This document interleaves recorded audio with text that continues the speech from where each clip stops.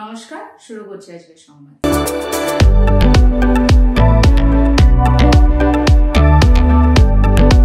15ই August স্বাধীনতা দিবস উপলক্ষে বর্ধমান কার্জন গেটের সামনে স্থানীয় বিধায়ক খোকন দাসের উদ্যোগে বিশেষ চাহিদা সম্পন্নদের প্রয়োজনে ব্যবহারের জন্য ট্রাইসাইকেল এবং মহিলাদের স্বাবলম্বী করে তোলার জন্য সেলাই মেশিন প্রদান করা হয়।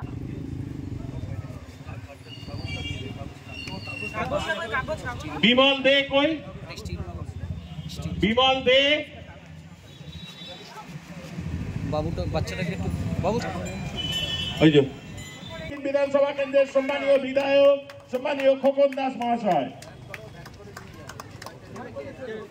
মনিজা বেগম। এই অনুষ্ঠানে উপস্থিত ছিলেন বর্ধমান দুর্গাপুর লোকসভা কেন্দ্রের সাংসদ কীর্তি আজাদ। তিনি বলেন, মানুষের সেবায় তৃণমূল কংগ্রেসের প্রত্যেক নেতৃত্ব ও কর্মী প্রস্তুত হয়ে রয়েছে। তারা সাংসদই হন বা বিধায়কই হন, এমনকি দলের যে কোনো নেতৃত্বই হন, মানুষের জন্য কাজ করার ব্যাপারে তারা সবসময় অগ্রণী ভূমিকা নিয়ে থাকেন। কীর্তি আজাদ বলেন, আমি সাংসদ হওয়ার পর আমার সাংসদ এলাকা উন্নয়নে বিভিন্ন বার্তা লোকসভায় পৌঁছে দিয়েছি। এখানকার মানুষের যে দাবি, যে চাহিদা রয়েছে সেই কথা আমি লোকসভায় তুলে ধরেছি। আমি আশা রাখছি কেন্দ্রের সরকার এখানকার মানুষের দাবি পূরণে সচেষ্ট হবে। তা না হলে ভবিষ্যতে লোকসভায় বারবার এখানকার মানুষের দাবি উত্থাপন করব।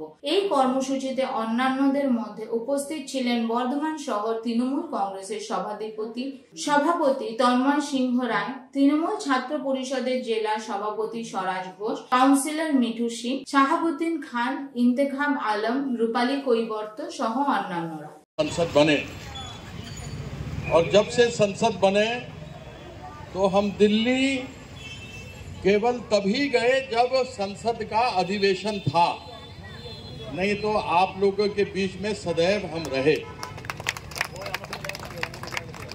हमको हमारे विधायक माननीय खोकन दास जी, हमारे सभापति, हमारे सभी तृणमूल के लोग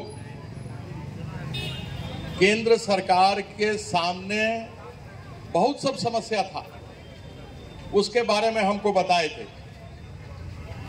और सबसे पहला काम हम किया था पार्लियामेंट में पहुंचकर कि तेजगंज में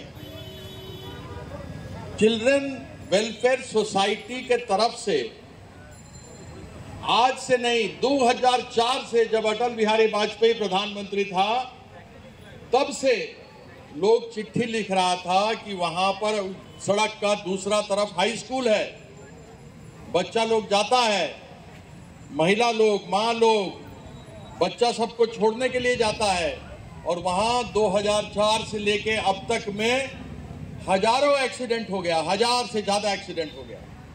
बहुत लोग का हाथ पैर टूट गया, खराब हो गया, बहुत लोग का जान चला गया।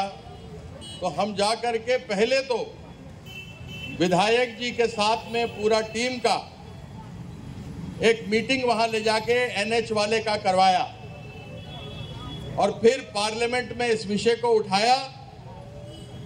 मंत्री नितिन गडकरी बोला, वहां पर हमको मालूम है कि बच्चा लोग को समस्या होता है, हम लोग अंडरपास बनाने का कोशिश करेगा, अगर नहीं होगा ओवरपास बनाएगा, जिसमें कि जो सीनियर लोग हैं, वृद्ध लोग हैं, बूढ़ा लोग हैं, उन लोग के लिए लिफ्ट लगाएगा। तो लिफ्ट अलग से हम लोग के लिए लग करके आएगा।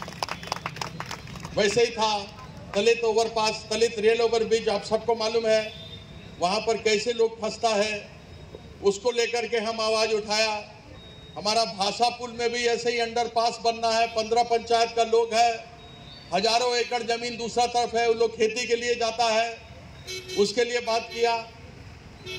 फिर वहां पर हिंदुस्तान फर्टिलाइजर कॉर्पोरेशन जो खाद बनाता है, सिर्फ आपको जान करके आश्चर्य होगा कि भारत के पूर्व के हिस्सा में, बंगाल में, आसाम में, बिहार में, उड़ीसा में केवल 5% खाद मिलता है। पहले खाद मिलता था क्योंकि दुर्गापुर में फर्टिलाइजर खाद का कारखाना था, वो खाद का कारखाना बंद हुआ तो हम नरेंद्र मोदी को सामने बोला कि आप 100% खाद बनाना चाहता है तो फिर दुर्गापुर में फर्टिलाइजर कॉरपोरेशन का बहुत बड़ा कारखाना है, आप वहां काम शुरू कर सकते हैं। 100% मिलेगा खाद और आप विदेश भी भेज सकते हैं और विदेशी मुद्रा कमा सकते हैं। दामोदर वैली कॉरपोरेशन में उसको लेकर के वहां मेगावाट खड़ा करना है, 15,300 मेगावाट का 2030 तक भारत सरकार बोला है हम पैदा करेंगे पानी से। उसके लिए हम लड़ाई लड़ा, दुर्गापुर स्टील प्लांट के लिए लड़ा, और आप लोग का आवाज, अब तो वर्धमान दुर्गापुर का आवाज हमारा आवाज, जो आपका आवाज है वो मेरा आवाज है। आपके आवाज को हम पार्लियामेंट में उठाते रहेंगे। नरेंद्र मोदी के सरकार को कान खड़ा करके रखेंगे कि हमारा काम नहीं होगा तो हम पार्लियामेंट हिला देगा। आज के इस शुभ कार्यक्रम में जो हमारे विधायक जी के तरफ से और सभी लोग उनका समर्थन यहाँ पर किए हैं, आज हमारे उन बंधुओं को जो कि शारीरिक रूप से उतना ठीक नहीं है, उनके लिए उनको ट्राईसाइकिल दिया गया। आज हमारी माँ, बहन, बेटी के लिए इतना सुंदर सिलाई मशीन दिया गया है। तो आज 15 अगस्त का दिन याद रखिएगा कि तृणमूल कांग्रेस का विधायक, का MP, का एक एक कर्मी जन गण की सेवा के लिए जान प्राण देने के लिए तैयार है।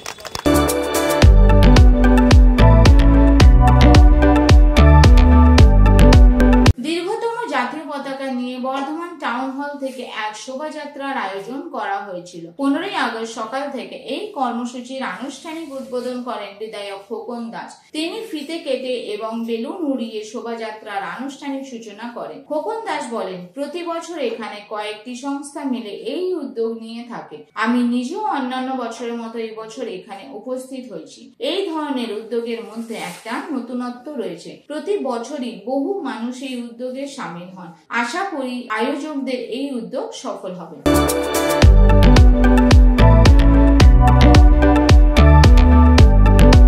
৭৮তম স্বাধীনতা দিবস পালনের উদ্যোগ নেওয়া হয়েছিল বর্ধমানের তেঁতুলতলা বাজার সবজি ব্যবসায়ী সমিতির পক্ষ থেকে। এদিন এই কর্মসূচির সূচনা করেন বর্ধমান দক্ষিণ বিধানসভার কেন্দ্রের বিধায়ক খোকন দাস। উপস্থিত ছিলেন বর্ধমানের ৩১ নম্বর ওয়ার্ডের কাউন্সিলর তথা প্রবীণ তৃণমূল নেতৃত্ব অরূপ দাস সহ অন্যান্য বিশিষ্ট ব্যক্তিবর্গ। এখানে জাতীয় পতাকা উত্তোলন করে খোকন দাস বলেন, প্রতি বছরই অত্যন্ত মর্যাদা সহকারে আমরা এই দিনটি পালন করি। বহু মানুষের রক্তের বিনিময়ে আমাদের দেশ স্বাধীন হয়েছে, তাই এই দিনটিকে আমরা তাদের শ্রদ্ধার সঙ্গে স্মরণ করি। আমাদের রাজ্যের মুখ্যমন্ত্রী তিনি নিজেও মহান বিপ্লবীদের প্রতি তার শ্রদ্ধা নিবেদন করেন। এই দিনটি এখানে সবজি ব্যবসায়ীরা অত্যন্ত আন্তরিকতার সঙ্গে পালন করেন। তাদের দৈনন্দিন কাজের বাইরে এই ধরনের যে উদ্যোগ গ্রহণ করা হয় তা প্রশংসার দাবি রাখে। কাল রাত থেকে আমাদের এই স্বাধীনতা দিবস পালন করা হচ্ছে। আজকের এই স্বাধীনতা দিবসের এই অনুষ্ঠানের মঞ্চে উপস্থিত রয়েছেন আমাদের সম্মানীয় এই ওয়ার্ডের আমাদের কাউন্সিলর অরূপ দাস মহাশয়, বাজার কমিটির আমাদের সম্পাদক স্বপন থেকে শুরু করে আমাদের নান্টু থেকে শুরু করে সবাই এখানে আছেন, আরো সবাই আমাদের শান্তনু থেকে বাবলুদা থেকে শুরু করে সমস্ত বাজার কমিটির সম্মানীয় ব্যক্তিত্বরা রয়েছেন। সর্বোপরি আপনারা আছেন, সবাইকে আমি শুভেচ্ছা এবং ভালোবাসা জানাই।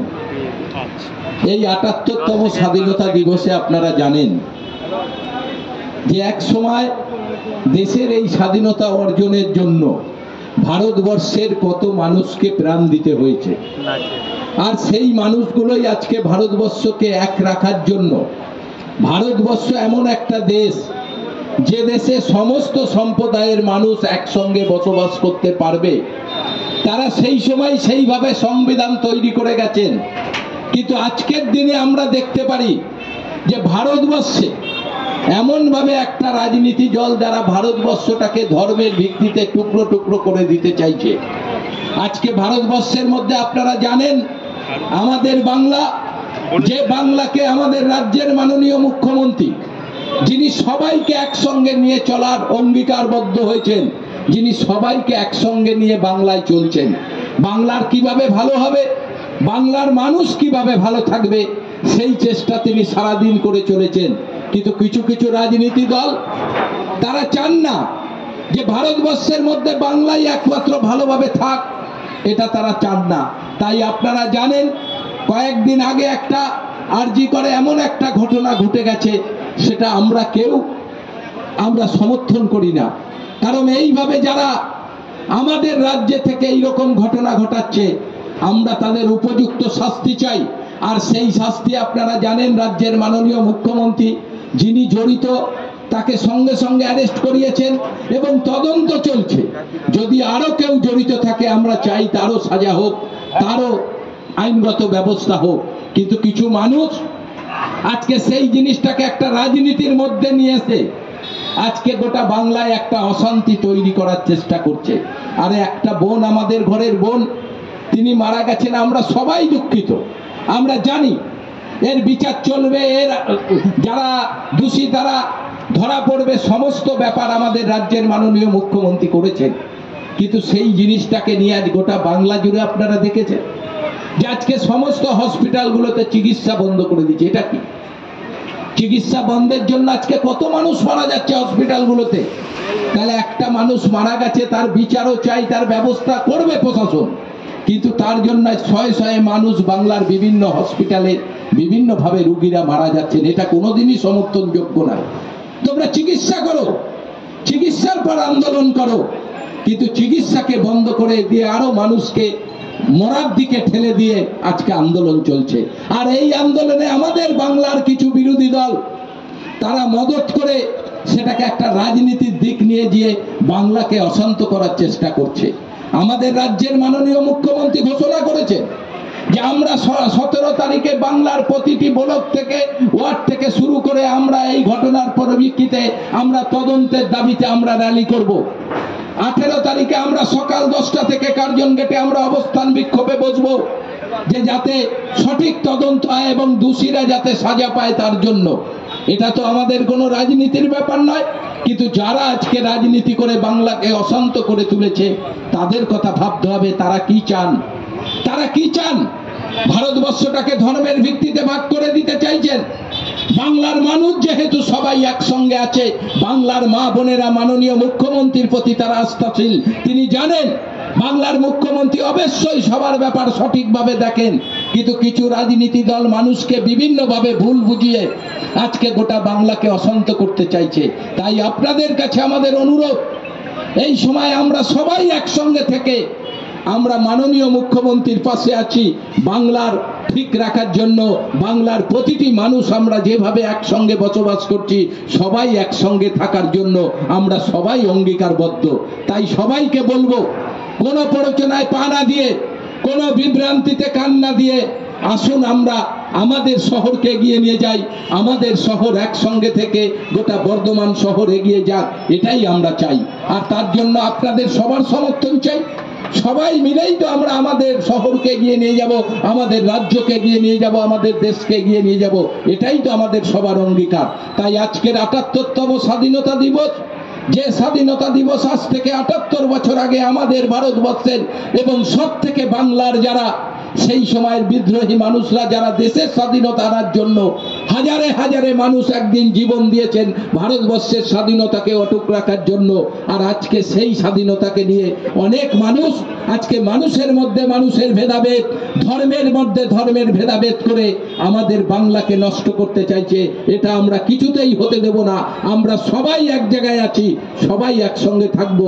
তাই আজকের এই অনুষ্ঠানে আমাদের সবজি বাজার কমিটি প্রতি বছরই এই স্বাধীনতা দিবস এখানে ফ্ল্যাগ হোস্টিং এর মধ্য দিয়ে সারাদিন বিভিন্ন কর্মসূচির মধ্য দিয়ে তারা পালন করেন।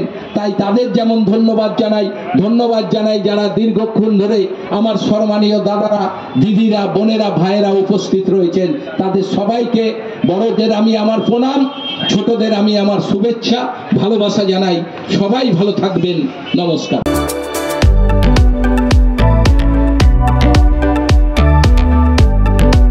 আজকের সংবাদ এ পর্যন্তই। নমস্কার।